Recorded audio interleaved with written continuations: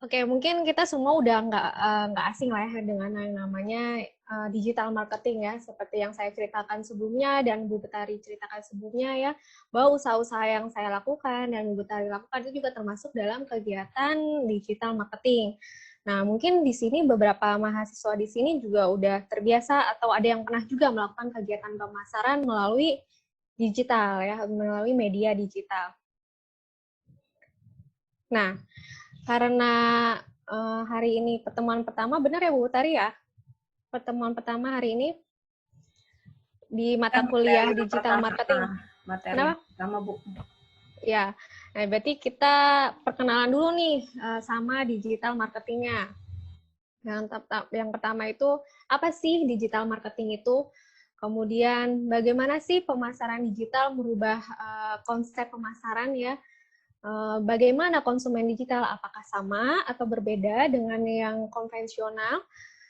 Kemudian apa aja sih kelebihan dan kekurangannya atau opportunity and ya kesempatan dan ancamannya dalam melakukan pemasaran melalui media digital. Oke. Kita langsung masuk ke pembahasan pertama. Apa sih digital marketing? Nah, oke. Nah, ini sebelum kita masuk ke pemasaran digitalnya, kita harus tahu dulu nih, apa itu pemasaran. Nah, ini ada definisi menurut Kotler ya, yaitu suatu proses sosial dan manajerial di mana individu dan kelompok mendapatkan kebutuhan dan keinginan mereka dengan menciptakan, menawarkan produk yang bernilai satu sama lain. Nah, di sini intinya adalah mulai dari menciptakan sampai menawarkan produk. Nah, itu adalah tugas dari seorang pemasar atau seorang marketer. Nah, kemudian lalu apa digital marketing? Sama aja dengan definisi pemasaran, namun yang berbeda di sini adalah difasilitasi oleh teknologi digital. Ya, jadi aktivitas institusi atau sebuah institusi atau organisasi bisnis ya dan proses yang difasilitasi oleh teknologi digital dalam menciptakan, kemudian mengkomunikasikannya, kemudian menyampaikannya ya, mendeliverikannya nilai-nilai tersebut kepada konsumen dan pihak yang berkepentingan lainnya, bisa kepada partner ya, partner bisnis dan yang lainnya. Nah, kemudian bagaimana sih pemasaran digital merubah konsep pemasaran? Nah, ini pemasaran digital ini udah telah merubah ya bagaimana bisnis dan organisasi lainnya berkomunikasi dengan audiens dan halayak mereka. Nah, semenjak kehadiran internet di dunia, sudah sekitar 25 tahun ya, hampir 30 tahun ini digunakan dalam kegiatan berbisnis. Nah, ini saat ini konsep pemasaran yang tadinya mungkin hanya tradisional marketing, nah sekarang udah terbagi dua nih, menjadi tradisional marketing dan juga digital marketing. Nah, pemasaran secara tradisional yaitu biasanya kegiatan promosinya yang dilakukan ini misalnya membuka toko fisik ya, misalnya di ruko-ruko atau di mall, tokonya itu terlihat gitu. Kita semua biasanya datang ke toko tersebut kalau kita mau beli suatu produk ya atau jasa begitu. Kemudian biasanya promosi atau kegiatan pemasaran yang dilakukan secara tradisional itu seperti membuat pameran ya atau menyebarkan brosur atau beriklan melalui majalah ya, kemudian newspaper. Nah ya itu adalah metode-metode atau cara pemasaran secara tradisional sebelum kehadiran teknologi digital ya ke dalam dunia bisnis. Nah sekarang yang lagi tren yaitu adalah digital marketing. Setelah internet sudah masuk ke dalam dunia bisnis, nah akhirnya sekarang toko atau pelaku bisnis nggak mesti punya toko fisik gitu. Siapapun sekarang bisa melakukan aktivitas bisnis gitu. Siapapun sekarang bisa berjualan, bisa berdagang gitu. Di rumah pun bisa gitu. Atau biasanya disebutnya home industry ya. Kalau misalnya berjualan di rumah. Bahkan dulu juga saya karena sambil kuliah, saya juga jualan sambil di kosan gitu ya. Semuanya saya lakukan di kosannya saya dulu waktu sambil kuliah dulu. Nah, itu untuk produknya gampang. Mungkin dulu orang kalau mau beli harus datang ya. Sekarang ya udah kita tinggal bisa kirim melalui jasa kurir. Sekarang udah banyak banget jasa kurir yang ada, bermacam-macam ya, kita tinggal memilih lah. Oke, selanjutnya. Oke. Di sini, nah sebelum kita melakukan kegiatan yang namanya digital marketing gitu, pemasaran digital, kita harus tahu nih 5D dalam mengelola interaksi digital marketing. Nah, ada digital device ya di sini, kemudian ada digital platforms, digital media, digital data, ada juga digital teknologi. Nah, yang pertama kita bahas satu persatu. Yang pertama digital device. Nah, pasti device itu perangkat ya kan. Nah, kita harus menentukan dulu nih, kita akan berinteraksi dengan audiens atau target pasar kita melalui perangkat apa? Smartphone kah? Atau laptop? Atau PC? Atau TV? Kan sekarang udah banyak ya smart TV itu. Atau gaming device? Atau perangkat lainnya yang berbentuk Internet of Things atau yang dapat terhubung langsung dengan internet. Nah, atau kita mau menggunakan kombinasi dari semua perangkat itu, gitu. Kita harus menentukan digital device-nya dulu. Nah, kemudian yang kedua, digital technology. Nah, kemudian kita harus menentukan teknologi pemasaran apa yang akan kita gunakan untuk menciptakan pengalaman yang interaktif dengan calon pelanggan kita gitu. Melalui apa? Melalui website atau aplikasi mobile. Kan sekarang banyak ya perusahaan bisnis juga, ada yang hanya dia menjual produknya hanya melalui website saja, bisa juga dia menggunakan, ada yang menggunakan website juga, aplikasi mobile juga. Biasanya kalau yang udah perusahaan yang udah maju ya, biasanya dia menggunakannya keduanya, website dan aplikasi. Namun untuk kayak UMKM ya, yang baru masuk mungkin ya ke dalam dunia bisnis, biasanya baru website-nya aja yang dipakai gitu, yang diciptakan. Kemudian yang ketiga yaitu ada yang namanya digital media. Nah, selanjutnya kita tentukan nih saluran apa atau channel komunikasi apa yang akan digunakan untuk mendapatkan dan menarik audiens atau target pasar kita dalam periklanan ini. Ingin menggunakan apa? Email kah? Messaging kah? Atau search engines? Atau social network? Nah, kemudian masuk ke digital platform. Nah, setelah menentukan medianya, kita tentukan mau pakai platform yang mana, browser atau aplikasi atau platform layanan online yang mana gitu yang mau kita gunakan, mau menggunakan Facebook atau Instagram atau Google, YouTube, Amazon, LinkedIn dan lain-lain. Nah, itu platformnya. Kemudian yang terakhir yaitu digital data. Nah, ini yang harus dipahami oleh setiap pelaku usaha ya, atau sebuah organisasi bisnis, karena organisasi bisnis ini mengumpulkan informasi mengenai profil audiens mereka atau konsumen mereka. Nah, tapi sebagai pelaku bisnis atau organisasi bisnis juga harus melindungi interaksi konsumen gitu. Saat berinteraksi dengan organisasi bisnis itu, maka data-data mereka itu harus dilindungi oleh hukum. Makanya ada yang namanya Undang-Undang Perlindungan Konsumen begitu. Nah, ini adalah 5 hal atau 5D yang harus dipahami dulu sebelum dalam mengelola interaksi pemasaran digital. Nah, tantangan bagi pemasar ini, gimana caranya atau bagaimana caranya mengintegrasikan 5D ini ya dalam mengelola digital marketing, diintegrasikan dengan pemasaran tradisional. Jadi nggak bisa kita melulu misalnya mengandalkan media digital dalam melakukan pemasaran, tapi juga kita harus mensinkronisasikannya, mengintegrasikannya dengan pemasaran secara tradisional. Nah, itu adalah salah satu tantangan bagi seorang marketer.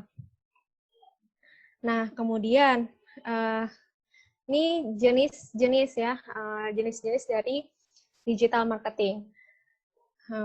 Yang pertama ada SEO. Nah, mungkin ini udah nggak asing juga ya di telinga kita, biasanya search engine optimization. Nah, ini biasanya gimana sih caranya website kita bisa tampil di halaman utama atau di barisan teratas dari Google gitu. Nah, ada teknik-teknik SEO yang dapat dilakukan oleh sebuah organisasi bisnis, misalnya membuat kata kunci ya.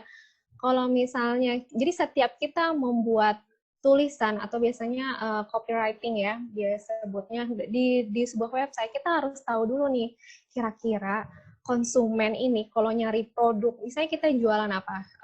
Misalnya kita jualan sepatu sport misalnya. Nah, kira-kira orang nih kalau mau belanja sepatu sport, nyari di Google-nya apa sih gitu kan? Mereka akan ngetik apa di Google gitu ketika orang nyari sepatu sport, apakah misalnya sepatu fashion sport atau sepatu sporty atau apa. Nah, kita harus tahu kata kunci itu. Kalau misalnya kita bisa membuat kata kunci yang sesuai dengan orang yang biasa orang-orang cari ketika mencari produk tersebut, nah itu website kita bisa tampil di halaman teratas Google gitu. Nah, kemudian ada yang namanya SEM ya, SEM, Search Engine Marketing. Ini hampir sama ya dengan SEO, yaitu gimana caranya website kita bisa tampil di halaman utama Google gitu ya. Namun bedanya kalau yang di sini biasanya berupa berbayar gitu, atau biasanya dikenal dengan istilah pay per click ya. Jadi atau menggunakan Google Ads, nah itu namanya search engine marketing. Kemudian email marketing. Ini biasa juga ya, sudah banyak perusahaan yang menggunakan email marketing, terutama kayak misalnya institusi bank ya. Biasanya sering mengirim promosi-promosi yang mereka lakukan itu melalui email. Kemudian sosial media marketing. Nah, apalagi nih sosial media marketing. Ini tren banget nih sekarang nih sosial media. Siapa sih di sini, apalagi anak muda gitu ya, siapa sih yang nggak pakai sosial media? Nah, sosial media marketing ini yang paling tren, mungkin ya, yang paling tren ini di antara semuanya, karena paling banyak digunakan oleh orang gitu, terutama di Indonesia juga. Kemudian display advertising. Nah, untuk display advertising, kalau misalnya kita lagi buka sebuah website, mungkin kita biasa ngelihat di website itu suka banyak iklan-iklan muncul ya. Nah, itu namanya display advertising. Selanjutnya, referral marketing. Nah, kalau referral marketing ini biasanya disebut juga sebagai influencer marketing. Nah, ini gimana sih caranya menciptakan word of mouth tentang produk kita gitu di banyak konsumen, karena sekarang ini kan konsumen ini dalam membeli online itu lebih mengandalkan kepercayaannya. Nah, mungkin orang-orang ini lebih percaya mau beli sesuatu itu dari omongan orang lain atau dari influencer misalnya ya. Nah, kemudian affiliate marketing. Nah, kalau affiliate marketing ini dari katanya aja affiliate ya, berarti afiliasi. Nah, ini biasanya yang digunakan yaitu metodenya itu dengan berafiliasi dengan perusahaan lain.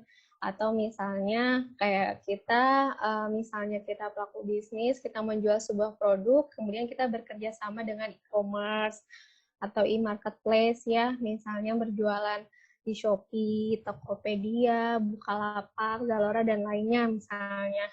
Atau kita berjualan melalui Gojek atau Grab, nah itu namanya affiliate marketing.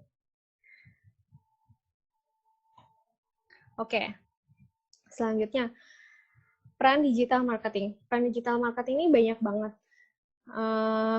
Yang pertama tentu ya membangun brand awareness. Gimana caranya orang-orang ini aware gitu terhadap brand kita atau sadar ya, sadar terhadap brand kita. Nah, saat kita menggunakan digital marketing yang sekarang lagi tren dan otomatis orang juga jadi banyak yang mengetahui tentang kehadiran brand kita. Kemudian customer relationship management, ya. Nah, saat ini digital marketing ini bukan hanya tentang bagaimana caranya menjual produk, tapi juga bagaimana sih caranya membentuk atau membangun sebuah hubungan dengan konsumen, begitu. Nah, ini dia peran digital marketing yang sangat berpengaruh untuk menciptakan loyalitas pelanggan, yaitu membentuk customer relationship management. Kemudian yang ketiga yaitu promosi. Nah, jelas ya kalau promosi itu jelas tugas utama dari digital marketing yaitu promosi. Yang melakukan pemasaran promosi di mana-mana, di media sosial ya, bisa tadi juga misalnya melalui Google SEO gitu. Nah, itu tadi jelas peran digital marketing sebagai promosi. Nah, kemudian yang keempat yaitu melakukan transaksi jual beli. Nah, contohnya kayak yang tadi e-commerce, e-marketplace kita langsung kan melakukan transaksi jual beli di situ. Nah, itu dan masih banyak lagi peran-peran digital marketing terhadap sebuah organisasi bisnis. Nah, kemudian kita masuk ke digital consumers. Nah, konsumen digital ini bagaimana sih? Nah, ini ada data ya, populasi di Indonesia yaitu berapa nih? 272,1 juta orang ya, dan 64%-nya itu adalah pengguna internet gitu. Nah, kemudian 59%-nya adalah pengguna aktif media sosial. Nah, ya, dari data ini dapat dikatakan bahwa target pasar kita ini sangat tersebar di dunia digital gitu. Karena pengguna internet di Indonesia ini udah di atas 50%, 64% gitu. Ini jumlah yang sangat besar. Bahkan pengguna media sosialnya ya, di sini juga 59%. Ini berarti kita sangat bisa menggunakan media sosial gitu sebagai metode pemasaran. Nah, kemudian, ini aktivitas e-commerce masih di Indonesia juga nih. Nah, ini ya angka-angkanya ini sangat cukup besar ya. Jadi yang pengunjungnya itu 90% itu dari populasi Indonesia itu pasti pernah mengunjungi retail store ya, online, website gitu. Kemudian membuat keputusan pembelian melalui mobile device. Nah, berarti saat ini tuh konsumen ini lebih sering berbelanja melalui mobile device-nya dia gitu. Mungkin kan banyak ya yang menggunakan PC gitu, dia belanjanya di laptop gitu. Tapi ternyata di sini dikatakan bahwa yang melakukan pembelian melalui laptop atau desktop komputer ini hanya 25%-nya gitu. 80%-nya itu rata-rata kita belanja itu atau konsumen ya berbelanja itu menggunakan mobilenya dia gitu. Nah, oke. Ini ada online consumer dan traditional consumer. Nah, ini tentu menjadi hal yang dua kategori yang sangat berbeda ya. Nah, kalau konsumen online ini pasti akan lebih banyak melibatkan kepercayaan mereka saat membeli produk dibandingkan oleh konsumen tradisional. Mungkin kalau misalnya konsumen tradisional, kalau beli barang kan karena secara langsung ya bisa ngelihat langsung ya, bisa megang, misalnya kita beli baju gitu kan kita bisa coba langsung, kemudian kita pegang bahannya seperti apa. Nah, berbeda dengan konsumen online, dia harus menebak-nebak kira-kira ini bahannya seperti apa ya, kayak gimana, pas nggak ya di badan saya gitu. Jadi konsumen online ini lebih banyak melibatkan kepercayaannya. Nah, makanya itu sebagai seorang pelaku bisnis, gimana caranya harus membentuk kepercayaan itu kepada konsumen online. Nah, salah satu caranya atau strategi yang bisa dilakukan oleh pemasar yaitu menyediakan informasi yang berkualitas saat berjualan secara online ya, baik melalui website atau misalnya melalui media sosial. Makanya itu harus dijelaskan secara detail produknya, bahannya apa, ukurannya berapa, kemudian apalagi harganya, semua pokoknya detail informasi ini harus ditampilkan saat menjual produk secara online gitu, agar konsumen ini lebih percaya kepada brand kita gitu. Akhirnya mereka mau memutuskan pembelian kepada brand kita gitu. Kemudian pertimbangan yang lainnya ya, kalau karena ada harga juga. Misalnya, kalau konsumen online ini mereka lebih pintar karena referensi mereka lebih banyak. Mereka bisa dengan mudahnya membandingkan harga produk satu dengan yang lainnya ya, karena mereka tinggal search aja misalnya di e-marketplace, mereka cari produk yang sama, kemudian mereka akan membandingkan harga yang menurut mereka yang lebih murah gitu, atau yang lebih affordable bagi mereka. Nah, mereka akan memilih itu.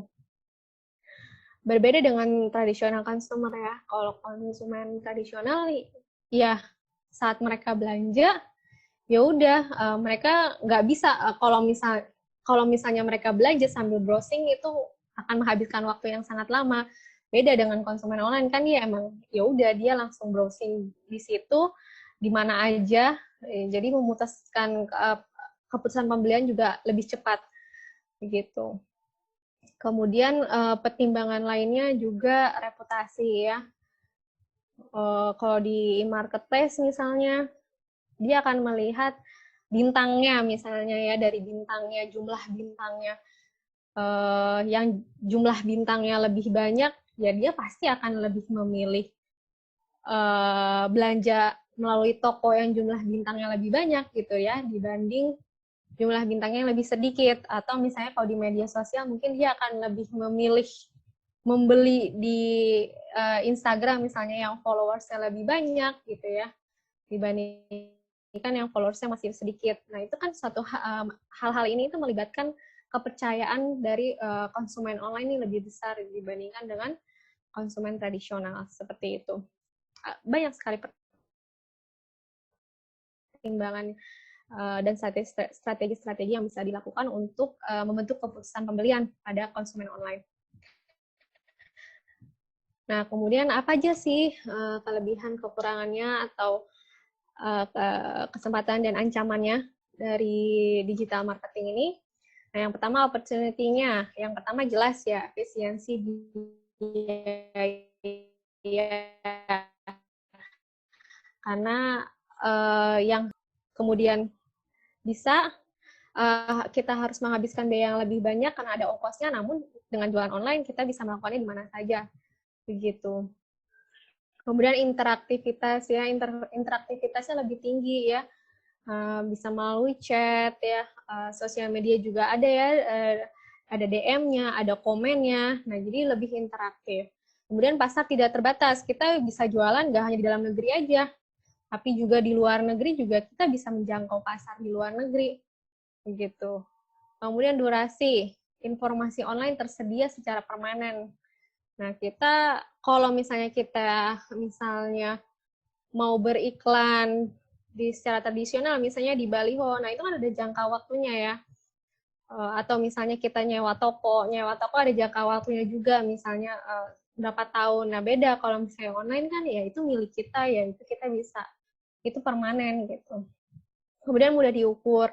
Nah, apalagi kita kalau misalnya menggunakan kayak media sosial atau Google Analytics, nah kan itu ada ya, kita bisa melihat followers kita berapa sih, kemudian konten mana sih, ya, konten yang mana yang lebih menarik perhatian atau yang meningkatkan engagement dengan para konsumen. Nah itu kan bisa diukur secara langsung gitu kalau kita menggunakan media digital.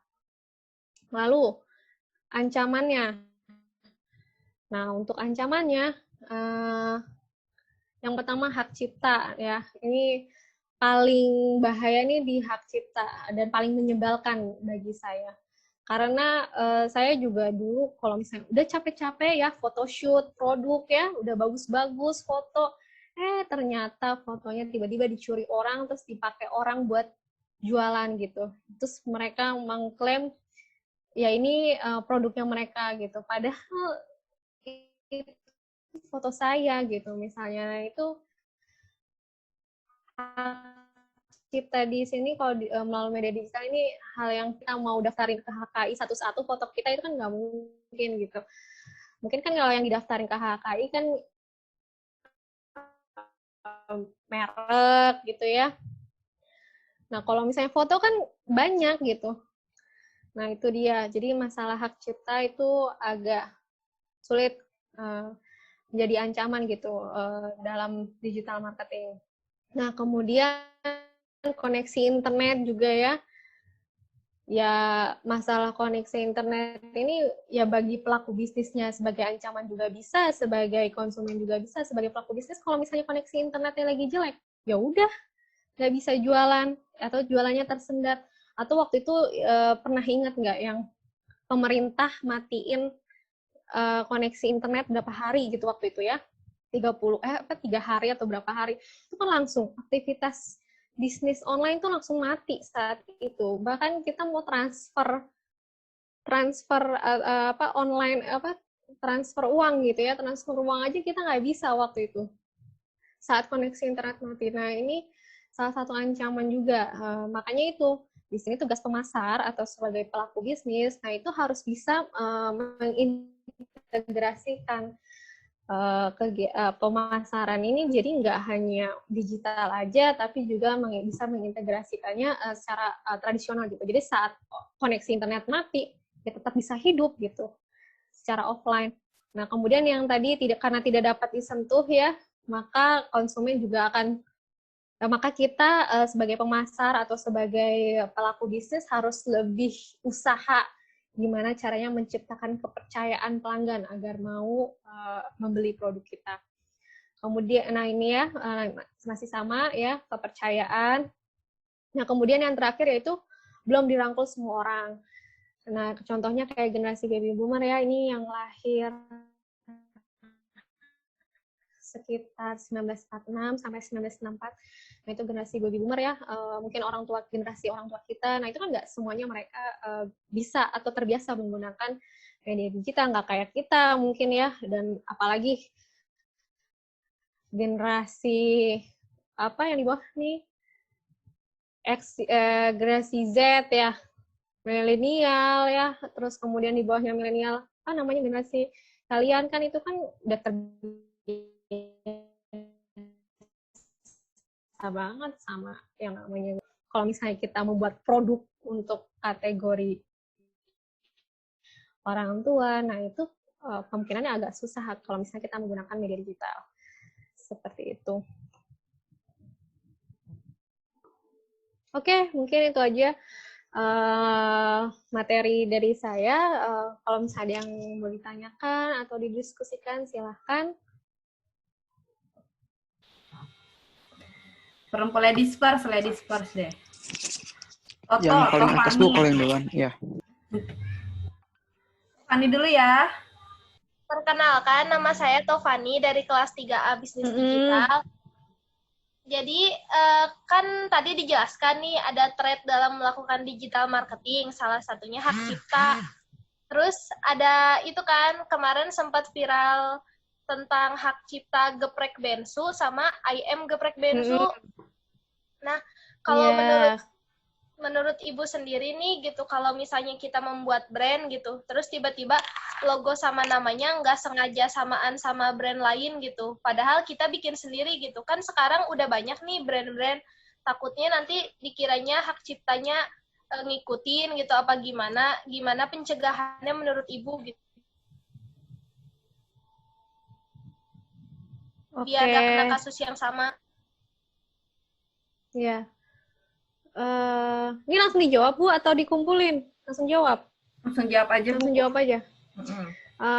Jadi sebelum kita buat brand ya, nama merek misalnya ya untuk produk kita, nah kita harus cari dulu, kita bisa browsing kok ke websitenya, website HKI, kita bisa cek dulu, misalnya kita masukin nama brandnya apa, nah kita cek di situ apakah udah ada apa belum gitu. Kalau misalnya udah, ya berarti ya kita mau nggak mau harus ganti nama merek gitu dari produk kita.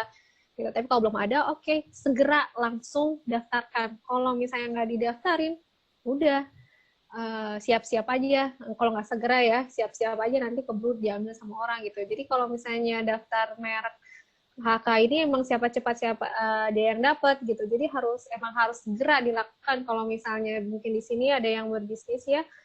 Nah ini kalau ada yang belum daftarin, maka segeralah daftarkan gitu sebelum ternyata merek kita diklaim sama yang lain gitu. Kita bisa buka langsung aja, buka websitenya ya, website HKI kayak gitu. Nanti dicek. Jadi hak cipta tuh nggak hanya merek aja ya. Jadi misalnya merek, logo, nah itu semuanya didaftarkan gitu. Jadi jangan cuma mereknya doang terus logonya nggak didaftarin. Jadi kalau bisa langsung logo dan mereknya gitu. Tapi Bu, kalau mendaftarkan yang kayak gitu biasanya bayar atau enggak ya? Biasanya sih tergantung. Jadi ada momen di mana emang si Dirjen HK-nya ini dia membuka secara gratis, tapi kadang biasanya juga suka ada ya biayanya, biaya untuk administrasinya, biaya administrasi sekitar berapa ratus ribu gitu. Tapi kalau kita pakai jasa orang lain ya, orang pihak ketiga, nah itu baru bisa lebih mahal. Jadi kalau misalnya emang mau daftar sendiri itu bisa lebih murah, cuman kadang suka ada jasa orang ketiga ya yang mendaftarkan itu baru mahal gitu. Tapi biasanya di universitas suka ada kok yang nawarin datang, jadi orang HKI-nya datang ke universitas, biasanya datang ke bagian UMKM universitas ya yang ngurus UMKM, biasanya mereka menawarkan ada nggak misalnya mahasiswanya atau misalnya UKM-nya ya, kegiatan mahasiswanya yang membuat produk, silahkan daftarkan. Dulu di Unpad juga datang orang HKI-nya.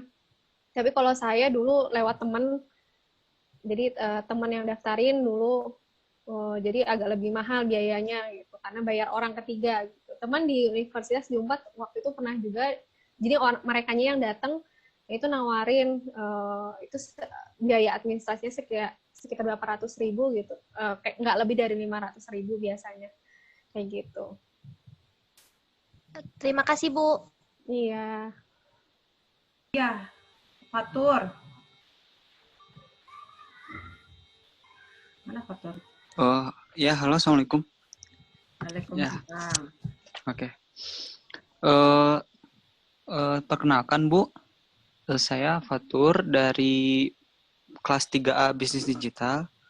Kan saya belum punya brand gitu ya, atau belum memulai usaha bisnis, tapi saya udah ada planning rencana itu tahun depan insya Allah mau mulai merintis. Nah, tapi saya itu benar-benar stuck di marketingnya gitu. Jadi bagaimana tahap kan untuk memulai bisnis tuh, pertama selain ada produk dan ya harus ada pembelinya juga kan, kita ya targetnya gitu, target konsumennya. Nah, itu yang cara yang baik itu, strategi yang baik itu bagaimana untuk mendapatkan customer gitu yang sesuai dengan target pasar kita gitu. Terima kasih. Oke.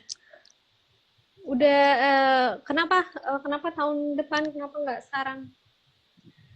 Karena modalnya mungkin ada tahun depan gitu. Ya. Dan mau jualan apa emang? Insya Allah sih mau ke itu ya, fashion, mungkin kaos.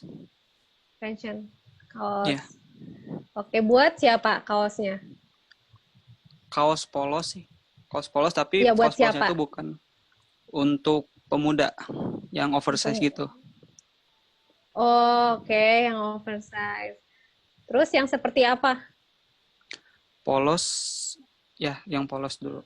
Kira-kira yang belinya itu kira-kira karakter pembelinya itu mau orang yang bukan karakter pembeli, karakter orang yang menggunakan kaos itu tuh orangnya yang seperti apa? Yang pasti mungkin fashionable gitu ya, karena sekarang kan lagi tren juga untuk baju-baju oversize gitu, apalagi banyak gitu peminatnya, terutama cewek juga kan ya, apalagi kalau ada apa logo-logo yang estetik lah istilah sekarang tuh kayak gitu. Berarti ini untuk cewek dan juga untuk cowok? Iya. Atau emang unisex? Bisa Ininya. unisex ya, bisa unisex, cuman saya lebih fokusnya ke cowok dulu gitu. Tapi bisa unisex untuk bajunya. Ditentukan nih. Jadi kalau misalnya yang pertama harus dilakuin itu ya, selain kita bikin produknya, kita harus riset pasar. Nah, makanya tadi ditentuin dulu pasarnya siapa, target marketnya nih siapa, orang yang seperti apa. Mulai dari karakternya, kemudian usianya. Nah, itu dirumuskan dari sekarang. Mau usia berapa? Kira-kira usia berapa yang menggunakan itu? Usia SMA sampai kuliahan sih. SMA sampai Mungkin kalau SMA tuh 16 tahun ya, 16 tahun sampai umur 23-an lah, 23 tahun. 16 sampai 23 tahun targetnya. Ya. Berarti usia. Ya. Nah, kemudian Ya. dari karakteristiknya orang cowok tadi kan ya, untuk gendernya berarti cowok. Iya. Nah, gendernya cowok, kemudian mahasiswa atau mahasiswa ya. Terus karakternya orang cowok yang gimana tadi? Yang fashionable. Yang ya cukup fashionable. Yang fashionable tuh yang kayak gimana? Jadi dia tuh suka OOTD gitu, Kak, Bu. Jadi apa? Sekarang semua orang tuh suka OOTD masalahnya. Jadi yang cowoknya tuh seperti apa? Nah, itu misalnya jadi hobi deh. Cari hobinya apa gitu. Hobi saya. Enggak, yang kira-kira menggunakan produk itu. Oh iya. Nah, itu juga sih. Jadi kalau untuk spesifiknya saya juga masih bingung gitu ya. Justru di situ saya kebingungannya itu. Target pasarnya mau kayak apa? Kayak gimana saya? Karena saya masih belajar gitu untuk marketing, belum terlalu paham gitu untuk marketing. Terutama apa? Yang sosial media sih. Ingin benar-benar paham tuh. Karena emang lagi banyak kan ya peminatnya gitu. Tapi udah tahu belum? Atau udah misalnya orang di sekitar deh, orang di sekitar yang kira-kira mau nggak menggunakan produk itu? Nah, itu belum survei kayak gitu. Ini baru planning di buku kertas kayak gitu. Oke, ya udah berarti itu ya tadi bikin planning tentang si produknya ya, mau bikin produk yang seperti apa, kemudian dicari target pasarnya, mau pasarnya seperti apa. Kalau udah tahu detail target pasarnya gampang, kita mau jualan di Instagram atau melalui Facebook, Instagram atau apa. Cuman karena sekarang mungkin ya kalau untuk anak muda yang lebih banyak menggunakan Instagram, ya Instagram tuh cepet banget bisa dapetin konsumen. Atau minimal deh, minimalnya pemula itu jualan itu ke orang sekitar kita. Teman-teman misalnya ya, ke teman-teman. Kira-kira teman-teman orang di sekitarnya Fatur Rahman nih mau nggak pakai itu? Cari itu dulu aja. Jadi nggak usah mikir yang jauh dulu. Cari dulu orang sekitar Fatur Rahman misalnya. Dia mau teman kita mau nggak pakai itu? Gitu. Seminimal-minimalnya. Kalau udah dirumusin dah. Nanti kalau misalnya kita mau menggunakan Instagram misalnya udah ditentuin ya. Nah, Instagram tuh ada Instagram Ads, ada juga endorsement. Nah, tinggal milih mau endorsement atau Instagram Ads. Kalau Instagram Ads jelas tuh, udah difokusin semuanya. Usianya, terus interestnya di mana, itu tuh di Instagram Ads tuh udah kita tinggal nentuin aja gitu. Nanti si Instagram yang bergerak target pasarnya yang mana gitu. Kalau endorsement misalnya berarti kita tinggal cari nih selebgram mana sih yang kira-kira cocok pakai kaos ini gitu. Atau followersnya siapa sih yang sesuai lah nih sama produk kita gitu. Udah tinggal action deh. Ya, terima kasih Bu. Ya. Farin. Iya, Silakan Farin. terima kasih Ibu. Sebelumnya perkenalkan Bu, nama saya Farinia Askarin, saya dari kelas A Bisnis Digital.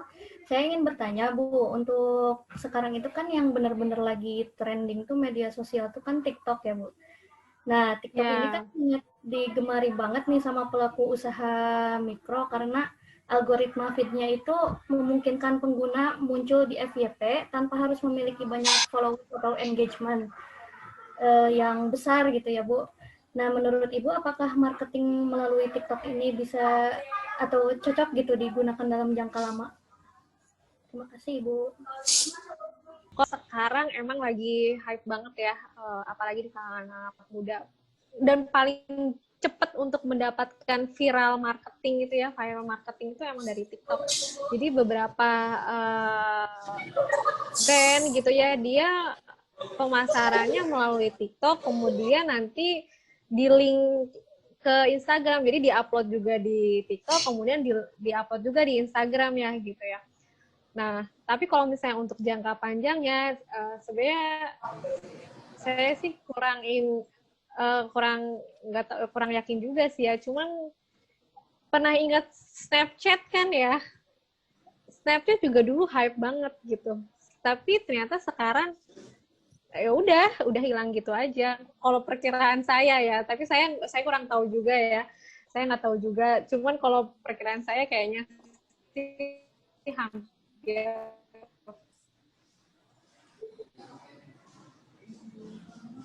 hampir sama kayak kecuali TikTok dia berkembang, kemudian dia fiturnya dia bisa menambah dengan fitur-fitur yang lain ya. Kalau kayak misalnya Instagram kan dia nggak cuman yang awalnya cuman foto doang misalnya ya, tapi tiba-tiba udah ada Insta Story, kemudian live Instagram, misalnya nambah lah fiturnya berbagai macam.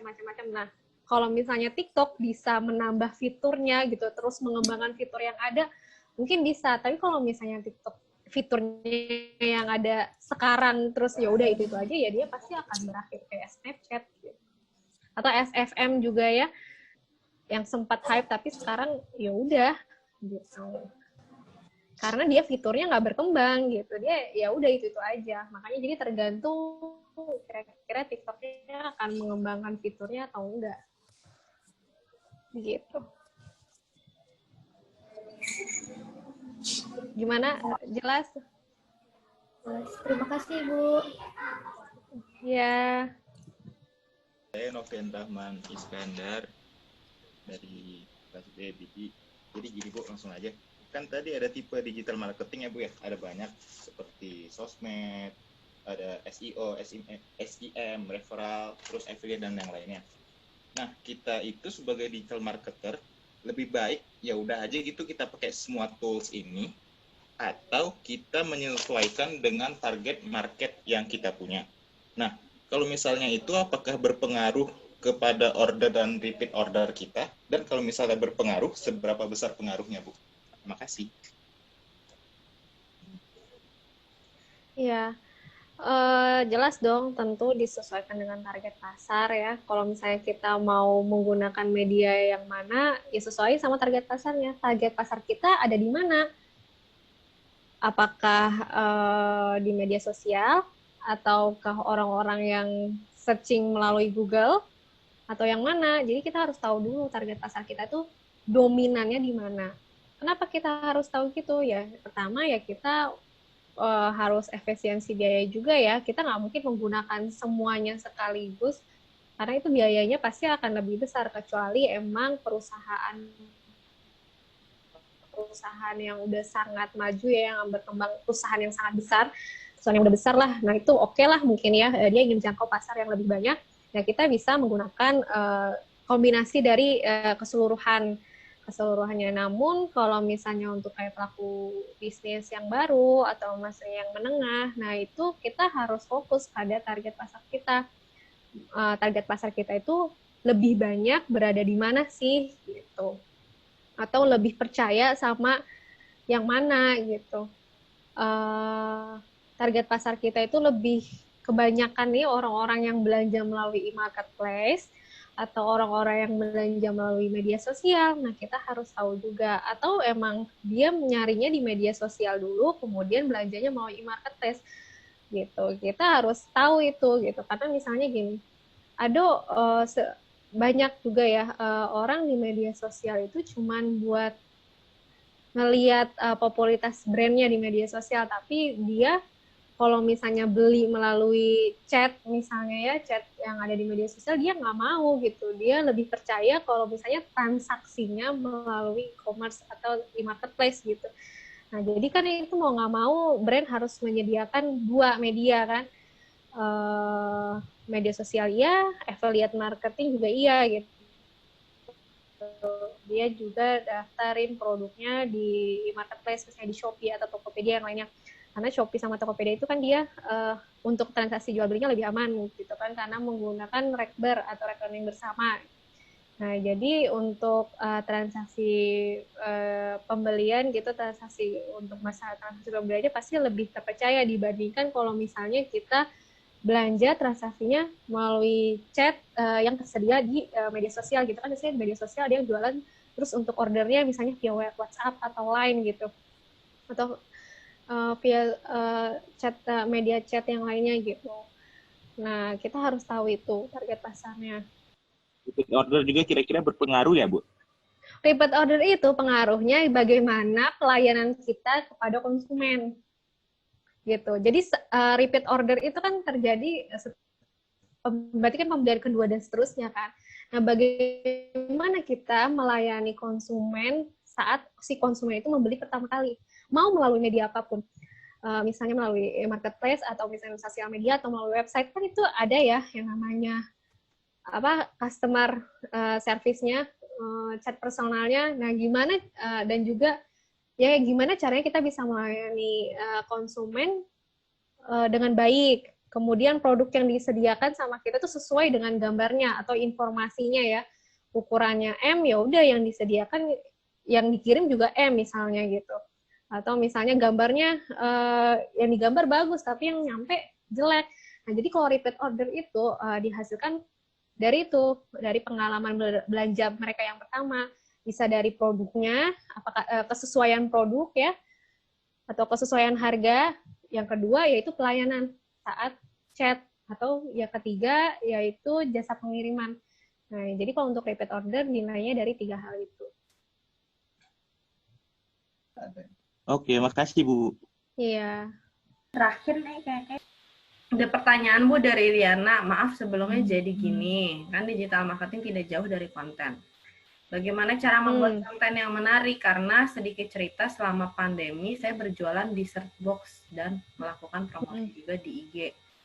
Juga endorse ke teman-teman saya yang memiliki cukup banyak follows gitu. Tapi makin kesini penjualan saya tidak meningkat dan malah stuck. Sebelah mana yang salahnya ya Bu? Padahal saya sudah coba promosi berbagai cara juga. Oke. Tadi apa? Masalah tentang kontennya ya? Ini jualannya apa? Melalui apa? Instagram. Oke. Melalui Instagram. Kalau tentang konten, coba dilihat lagi kontennya ini yang diupload di Instagram, apakah isinya cuma jualan doang atau ada informasi penting lainnya?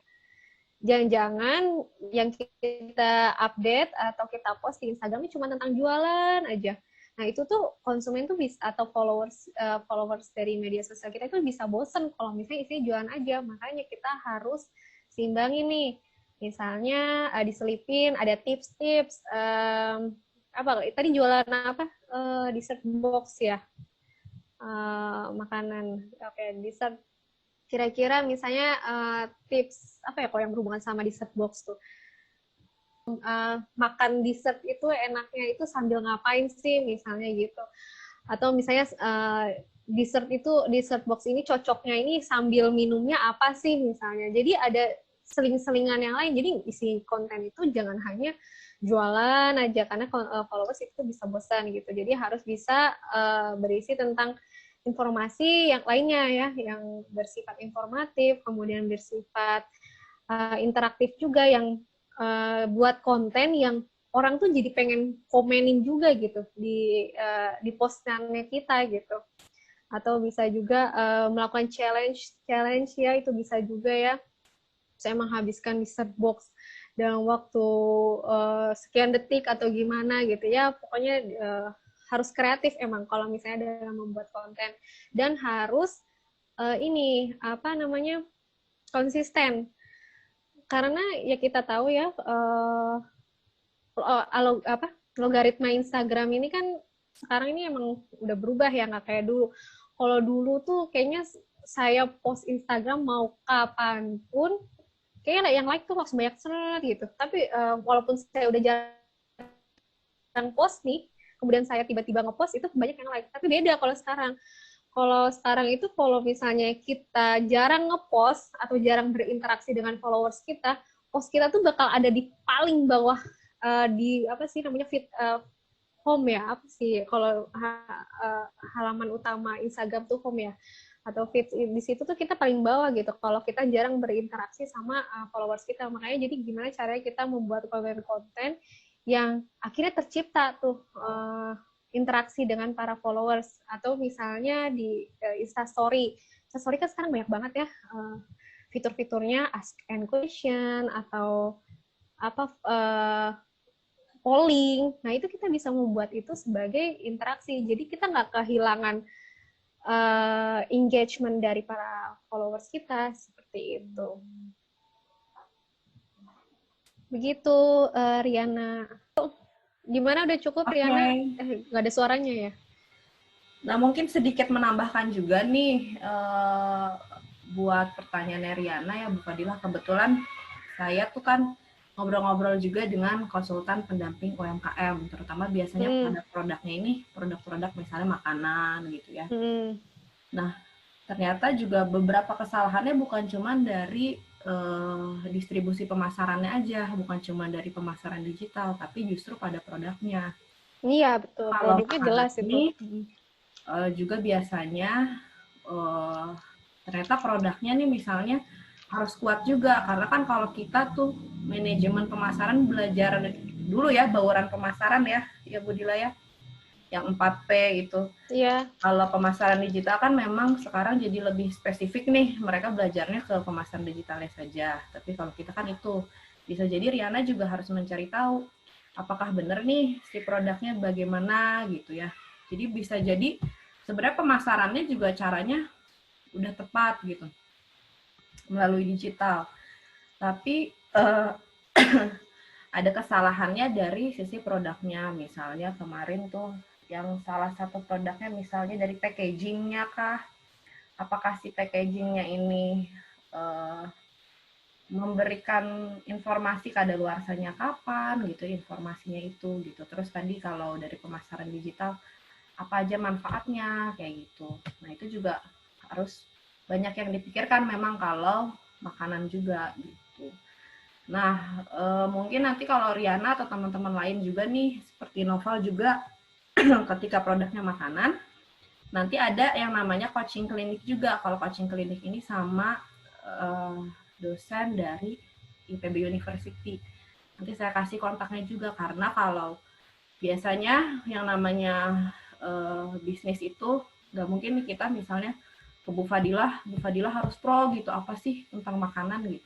Karena biasanya kalau IPB kan ada teknologi pangannya tuh Bu. Iya, betul. Jadi mereka biasanya lebih tahu apa sih misalnya inovasi yang harus dilakukan. Nanti mungkin Riana atau siapa nih Bu, boleh nggak coaching kliniknya itu juga free ya untuk mahasiswa bisa ikut gitu di coaching sama pendamping UMKM-nya. Itu terus masih udah jam 2:30 juga. Ini paling terakhir. Masih banyak pertanyaan nih. Selanjutnya Safik aja dulu ya, Muhammad Safik. Iya Bu. Perkenalkan, nama saya Muhammad Safik dari kelas A, semester 3 Bisnis Digital. Mau nanya, kalau saya kan di di Tokopedia, Shopee, dan lain-lain kan banyak toko-toko tuh. Misalkan kita baru buka toko nih, terus biar kita buka toko kan pasti kepercayaan pembeli tuh udah sama toko-toko yang lama kan, yang udah gede tokonya. Nah, gimana kita juga biar bisa dapat kepercayaan juga gitu, biar banyak pembelinya gitu. Oke. Halo? Ya. Siapa tadi namanya? Muhammad Safik, Bu. Oh ya, Safik. Oke, ini berarti baru ya, baru mulai jualan berarti ya? Iya. Baru banget. Oke, Baru. kalau yang baru banget nih ya, baru banget mulai jualan, yang pertama kayak harus dilakuin itu ke orang sekitar dulu jualannya. Kalau misalnya kita mau jualannya di marketplace doang ya, pertama ke orang sekitar dulu. Kemudian minta, karena orang sekitar ini kenal ya, misalnya orang yang kita kenal, ya kita bisa minta tolong sama mereka buat kasih bintang dong misalnya ya, kasih feedback dong, kasih komen, review gitu di Tokopedia atau di Shopee gitu. Jadi belinya jangan secara langsung, minta mereka belajarnya melalui website itu gitu. Itu satu cara yang bisa dilakukan sebagai kalau pertama kali baru jualan, soalnya kan pasti belum ada bintangnya kan, belum ada komennya. Kemudian yang kedua, gunakan pemasaran yang lain, misalnya melalui media sosial. Jadi kalau mau jualan Tokopedia ya kalau bisa usahain promosi juga di media yang lainnya, misalnya di Instagram atau di Facebook gitu. Nah, kemudian arahin mereka untuk melakukan transaksi pembeliannya melalui e-marketplace yang kita miliki, bukan e-marketplace yang kita miliki, misalnya toko online kita di marketplace gitu, misalnya di Tokopedia atau di Shopee. Jadi arahin mereka untuk datang ke toko online kita di Tokopedia gitu. Jadi transaksi jual belinya jangan melalui WhatsApp atau Line atau chat yang lainnya. Jadi diarahin langsung ke e-marketplace. Jadi undang dulu orang-orang itu buat belinya itu ke Tokopedia ya, atau toko online kita di Tokopedia, jangan melalui secara langsung gitu. Itu kalau awal mulanya banget seperti itu cara beberapa trik-triknya.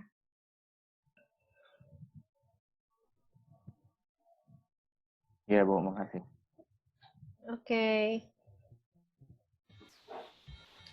Oke, terima kasih Bu Fadilah dan juga teman-teman mahasiswa semuanya. Ini pertanyaannya sebenarnya masih banyak, tapi pertanyaan nanti di Japri aja ya, ke Bu Fadilah. Iya, boleh.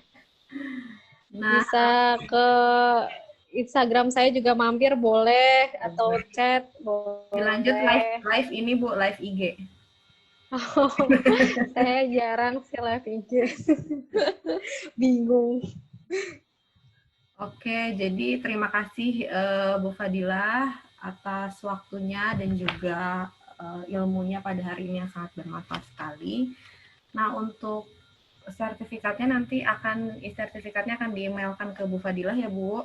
Nah, untuk teman-teman semua juga nanti yang bertanya, kemudian yang ya pokoknya sudah bertanya dan ikut sesi diskusi, nanti untuk merchandise-nya akan dikirim ke alamat masing-masing ya, dikumpulkan ke Fatur ininya, nama dan alamatnya.